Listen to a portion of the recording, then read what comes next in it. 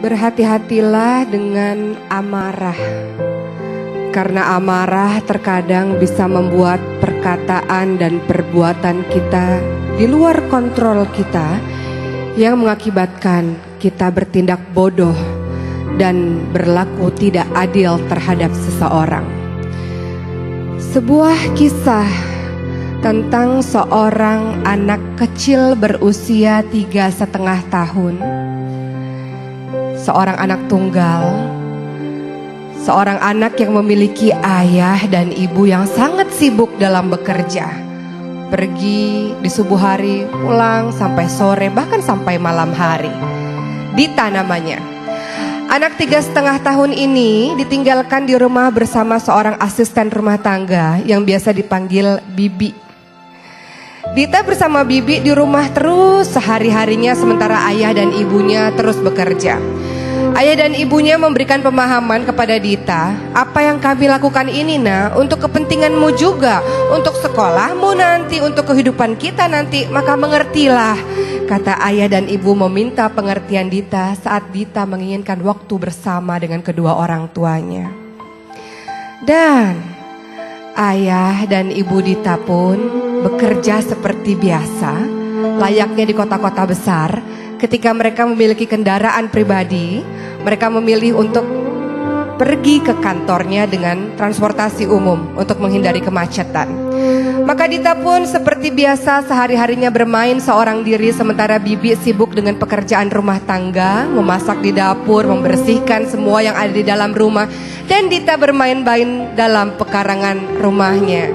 Di halaman rumahnya seperti biasa ia bermain ayunan seorang diri, ia memetik bunga-bunga.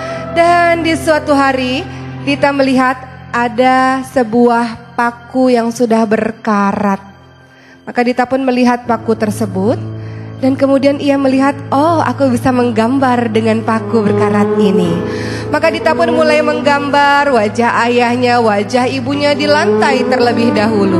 Tapi ketika ia menggambar di lantai, ia tahu bahwa ternyata tidak jelas gambarnya karena lantai itu adalah lantai marmer. Maka Dita 3,5 tahun ini pun pada akhirnya melihat ada mobil ayah dan ibunya yang berwarna hitam. Maka dengan paku karat tersebut Dita mulai menggambarkan wajah ayah yang dirindukannya di mobil sang ayah dan mobil sang ibu. Ia mulai menggambar wajah ibunya dengan bahagia. Ia pun menggambarkan dirinya di situ.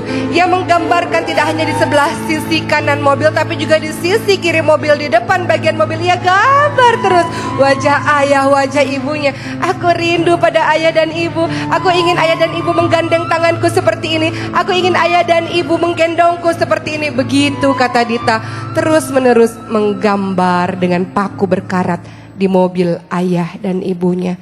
Dita pun kelelahan dan akhirnya dia tertidur. Ketika ayah dan ibunya pulang dari bekerja, alangkah kagetnya sang ayah dan sang ibu. Mobil itu adalah mobil yang belum lunas cicilannya, yang mereka mati-matian bekerja untuk bisa memiliki mobil tersebut.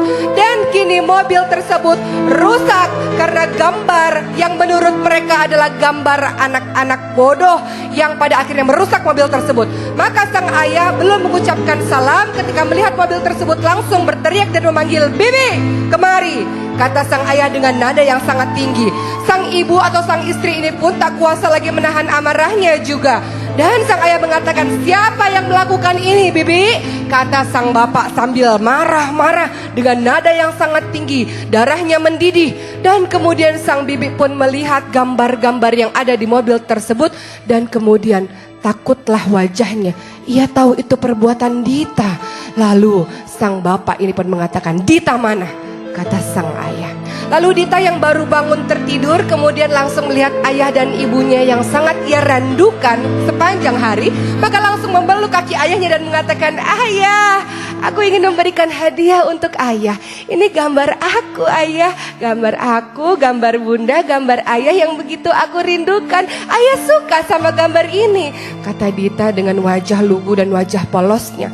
Maka sang ayah yang melihat wajah polos dari seorang Dita kembali tak kuasa menahan marahnya. Ia mengambil ranting di halaman rumahnya. "Tangan Dita, mana tangan?" kata sang ayah dengan nada sangat tinggi.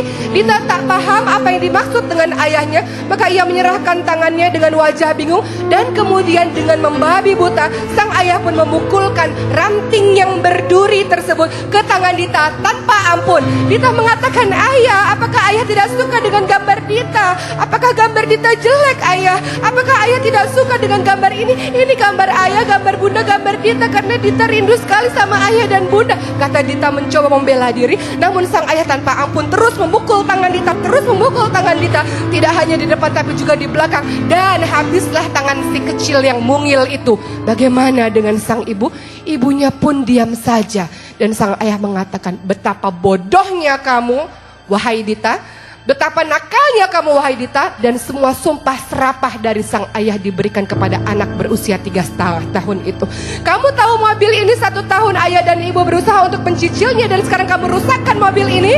kata sang ayah dengan nada-nada yang sangat kasar. Dita sangat ketakutan, tangannya sudah bergetar dan berdarah dan luka dengan sangat parah. Dan kemudian sang bibi yang menyaksikan itu berusaha untuk memeluk Dita, tapi sang ayah mengatakan, "Jangan bibi, jangan coba-coba dekati Dita, biar dia mendapatkan pembelajaran," kata sang ayah dengan nada yang sangat marah. Dan Dita pun tak kuasa menahan tangisnya. Dengan tangan yang berdarah-darah, sang ayah dan sang ibu meninggalkan Dita begitu saja. Ayah dan ibu memasuki ke dalam sebuah kamar, dan mereka berpikir, biarkan malam ini Dita tidur bersama bibi saja, supaya Dita mendapatkan pembelajaran atas kebodohan dan kenakalannya, kata ayah dan ibunya itu. Semalaman Dita terus meraung-raung karena sakit. Tangannya terluka, tangannya berdarah. Ranting itu bukan ranting biasa, itu ranting berduri. Maka Dita pun berkata pada bibi, "Bibi, Dita salah ya, Bi.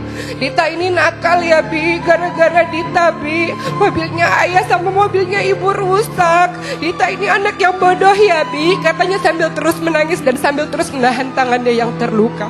Sang bibi yang tidak kuasa menahan air matanya pun membalut tangan Dita dan mengatakan, "Tidak sayang, kamu anak yang baik. Kan Dita tadi itu gambarnya karena Dita kangen sama ayah sama bunda kan?" kata sang bibi sambil berurai air mata. Maka hari pertama, hari kedua tangan Dita terus dibalut oleh sang bibi.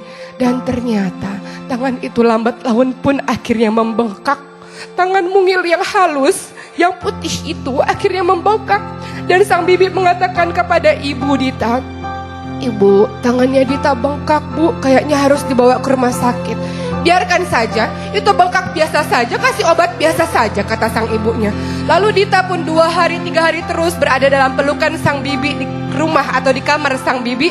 Bengkak tangannya dan kemudian Dita demam tinggi. Sang bibi mengatakan, "Ibu, Bapak, Dita demam tinggi." "Biarkan saja, kasih obat biasa juga sembuh," kata ibu dan bapaknya, karena mereka masih marah dengan Dita. Dita mengatakan, "Bibi, Dita mau sama ayah, mau sama ibu. Dita kangen dipeluk ayah sama dipeluk ibu, Bibi," kata Dita sambil berurai air mata. Bibinya ini pun kembali memberikan obat pada Dita. Berhari-hari Dita demam panas dan sekarang demamnya semakin meninggi, sudah tidak bisa lagi diobati dengan obat biasa. Maka sang bibi mengatakan kepada orang tua Dita, "Bapak, Ibu, ini sudah bukan sakit biasa, tolong bawa Dita ke klinik." Akhirnya Dita dibawa ke klinik dan apa yang terjadi? Orang-orang di klinik mengatakan ini penyakit yang serius, ini harus dibawa ke rumah sakit. Maka Dita mungil ini pun dalam keadaan tangannya sangat bengkak dan kemudian demam yang sangat tinggi pun dibawa ke rumah sakit. Dan apa yang terjadi? Tangan yang bengkak itu kini telah bernanah. Itu bukan luka biasa. Dita diperiksakan oleh seorang dokter dan dokter mengatakan Dita harus dirawat di rumah sakit dalam beberapa hari.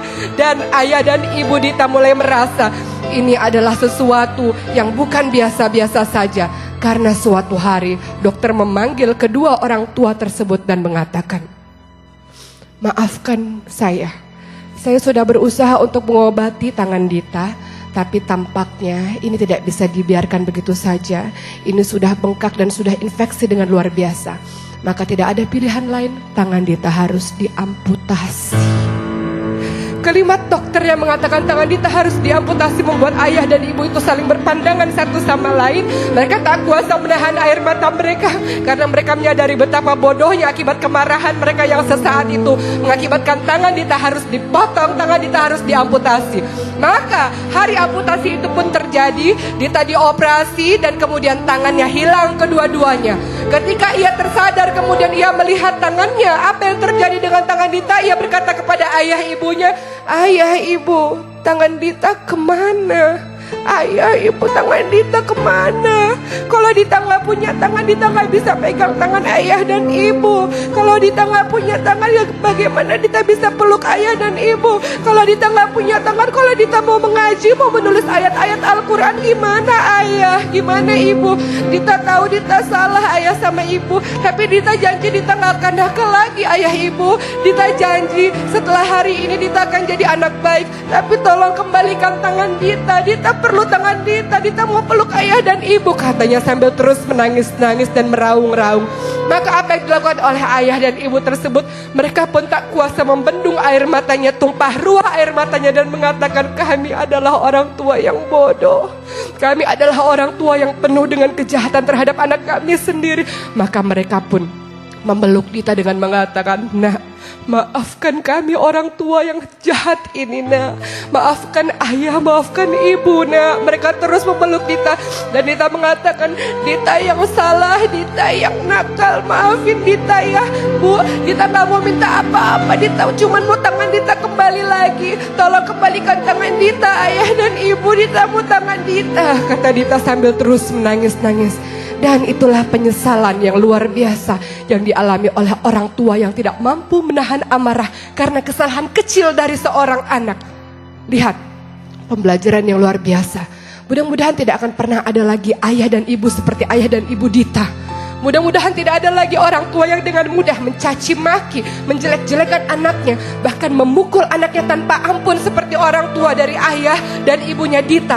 Mudah-mudahan tidak ada lagi orang tua yang kejam seperti itu, karena anak adalah titipan Allah yang sepatutnya dijaga, sepatutnya disayang, sepatutnya dilindungi, diciumi, dipeluk, dibelas kasihi, bukan dipukul tanpa ampun. Mudah-mudahan ketika setan menguasai kita dengan amarah kita senantiasa berwudu, tenang, dan memperlakukan anak dengan selemah lembut mungkin. Anak adalah amanah Allah, titipan Allah. Jangan pernah kau sakiti dia, hatinya maupun raganya. Mudah-mudahan bisa menjadi pembelajaran untuk menjadi orang tua yang bijak, lemah lembut terhadap anak yang kita cintai. Insya Allah.